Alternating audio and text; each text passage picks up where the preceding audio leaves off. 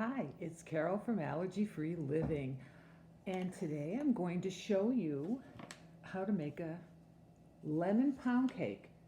Now, this is by a company called Magnolia Mixes, and this wasn't in the pantry, the first video that I made, but I found it at the store, Stop and Shop, and they really have a lot of nice products and cakes and stuff. Absolutely. So this is what I'm using. I will write the info on the video, and definitely go on the website, and they have a really nice website there and different products. So this is what we're making, and the first thing that they want you to do is you're going to be using eggs, butter, sour cream, and water.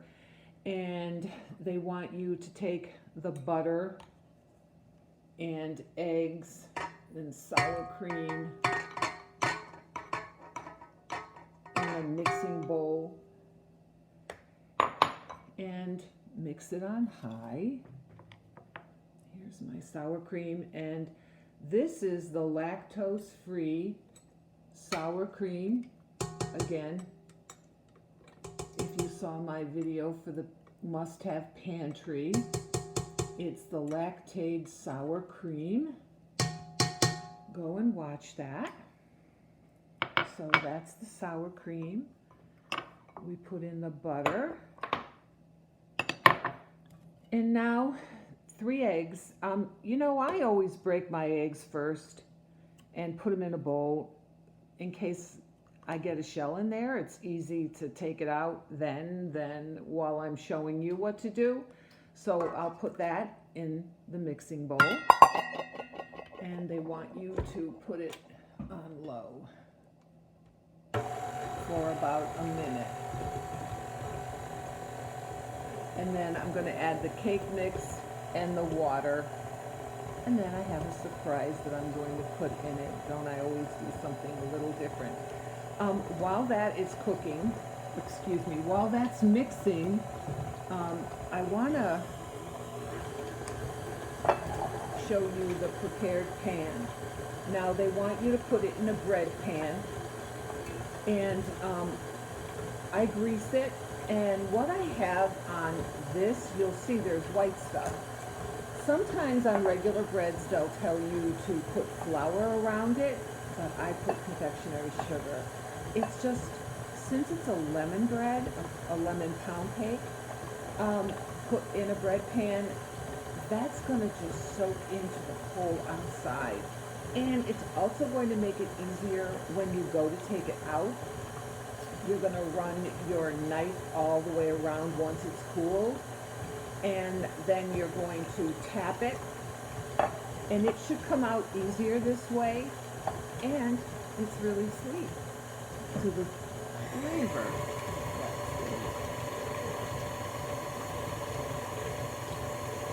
Okay, and here is your mix. All right, I'm going to mix this in.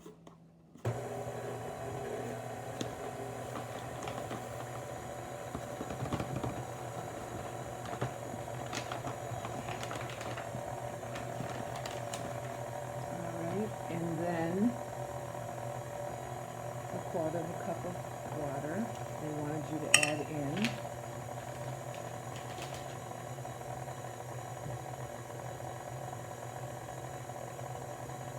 And they want you to mix this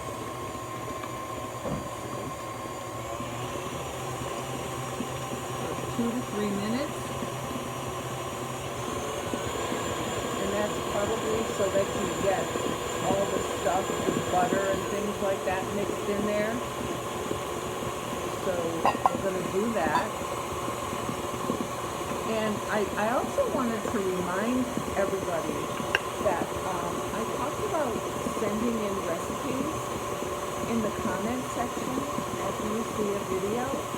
If you have one that you're having a problem with incorporating any of the ingredients that I have, or maybe you're just not sure what to do, I would be very happy to try to assist you in making a recipe that is something that means something to you. I really like to help you.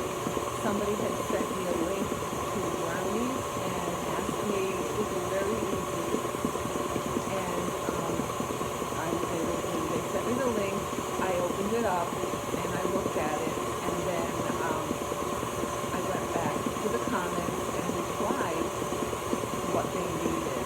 Like I said, this one was an easy one, but whether it's easy or not, together I want you to know that we'll really try and make it work if we can.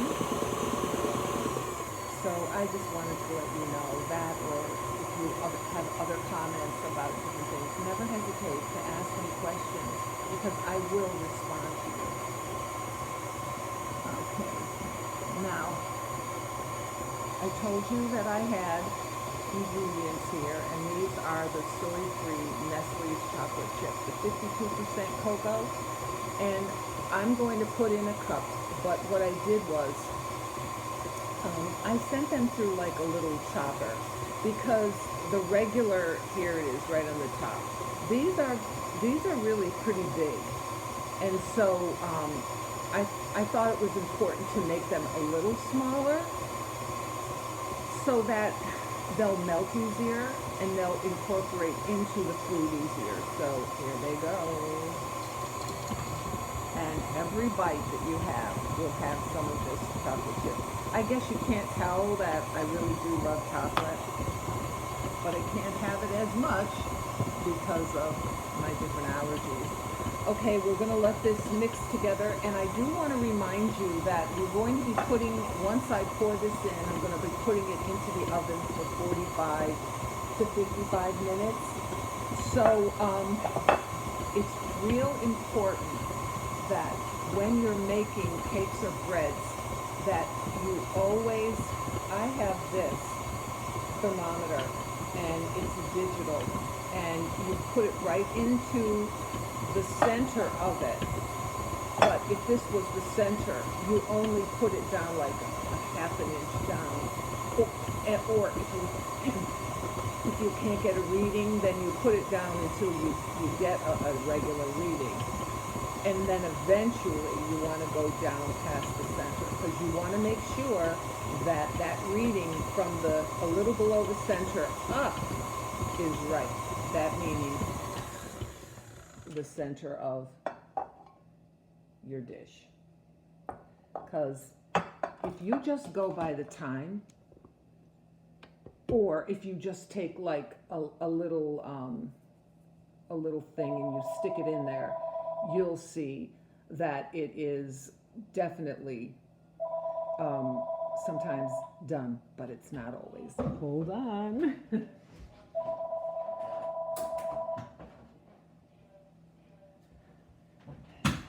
See, you can tell I'm home. So here we go. Now I'm going to pour this in. Right into the pan, into the baking. There we go. Right into this. Now you see, it fills it over halfway or more, and that's okay. That's really good. That is okay. But like I said, you want to make sure that when you do this, you want to get it off the sides as well. You want to make sure that it's all in there, and this is kind of loose. So you're going to just make sure that you've got it nice and set on this. So I'm going to put this in the oven, and it says for 45 to 55 minutes. So let's put this in.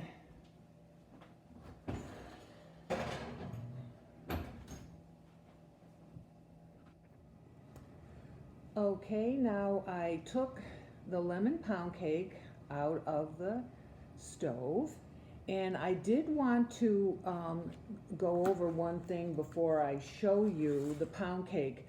When I told you to make sure that you try the thermometer, it has to register over 180 in the center. So just make sure that when you do it, you use it and go to 180.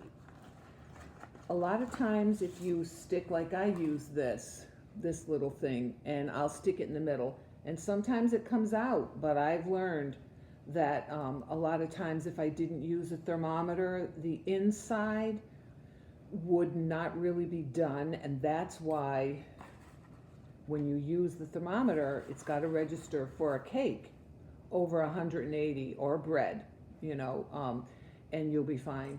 So what I did was I took it out of the oven, it's done, and I ended up putting it on the plate. So this is what it looks like. It's still warm, it's still hot. I took it out of the pan, and there was one other thing that they wanted, if you were interested in doing it: a cup of confectionery sugar and 4 teaspoons of lemon juice. Okay, so this is the cake, or the pound cake. So what I'm going to do is I mixed it all up, the confectionery sugar, and I'm just drizzling it around. And I use this little whisk.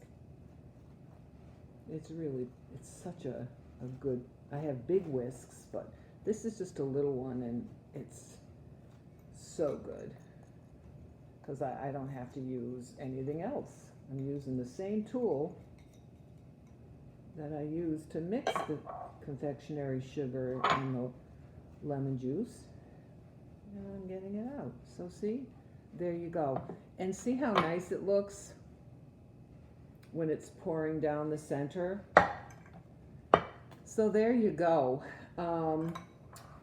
Remember what I said about the thermometer. They're really important to have whatever kind of thermometer. The ones that are like this, the digital ones really make a difference, I think, because you can see by number.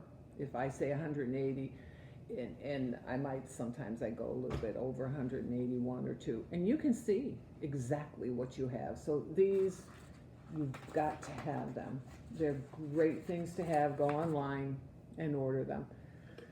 So I think that's everything. So here is the dessert for the day: lemon pound cake with confectionery lemon juice on the top.